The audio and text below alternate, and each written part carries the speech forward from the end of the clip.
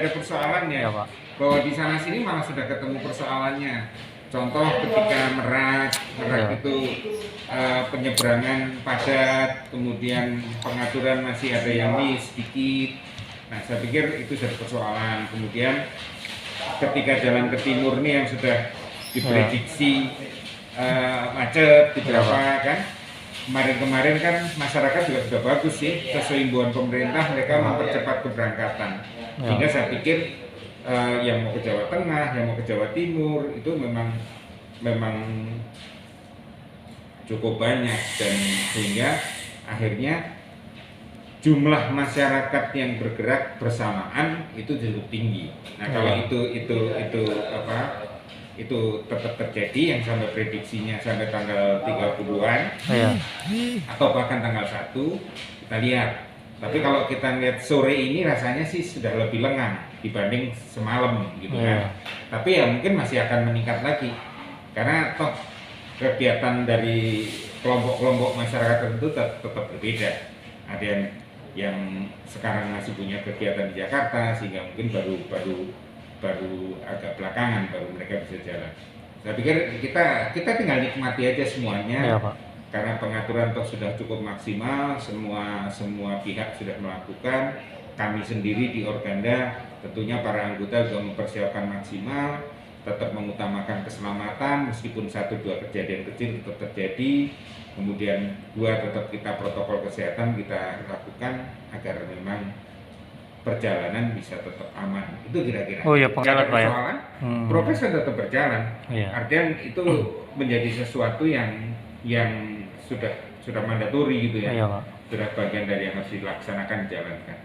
Sana aja. Tapi nggak sudah dilakukan. Vaksin booster aja berarti Pak ya. Ya, vaksinasi sudah dilakukan. Booster itu berlaku bagi di atas 18 tahun kan. Kan kalau anak-anak kan masih belum bisa. Booster.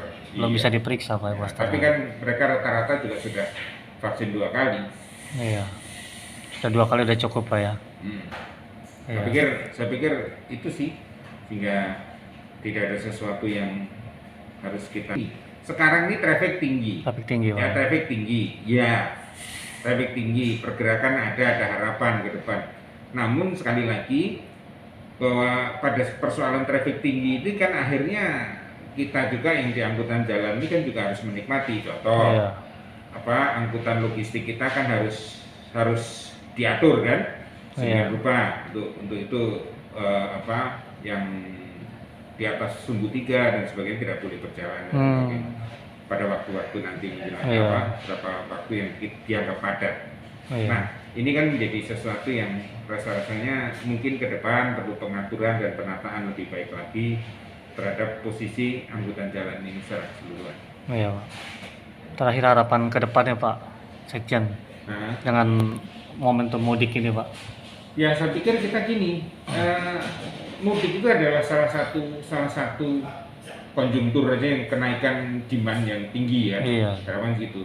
Tapi kan yang kita mengharapkan bahwa posisi 2 tahun kemarin dengan adanya pandemi dan sebagainya tidak berulang lagi pandeminya. Kita berharap seperti itu.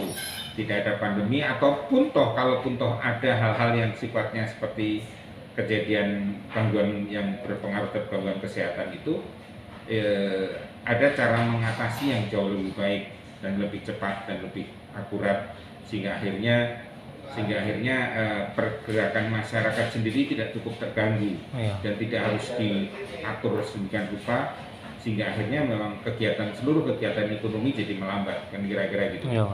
Nah, kalau harapannya kalau semua berjalan lancar, tentunya transportasi sebagai salah satu pendukung dari kelancaran kegiatan ekonomi tadi itu bisa menjadi juga berjalan lancar dan baik dan masyarakat terdukung dengan adanya posisi pergerakan di transportasi yang baik. Ya. Soalnya di posisi ininya kan ada angkutan publik, ada private gitu kan. Nah, campur tuh Pak ya. Ya. Apakah ke depan perlu pengaturan di dalam angkutan private yang memang sekarang cenderung orang mengatakan bahwa ini hak saya untuk melakukan dan sebagainya. Nah, itu hal-hal yang mesti dilihat ke depan.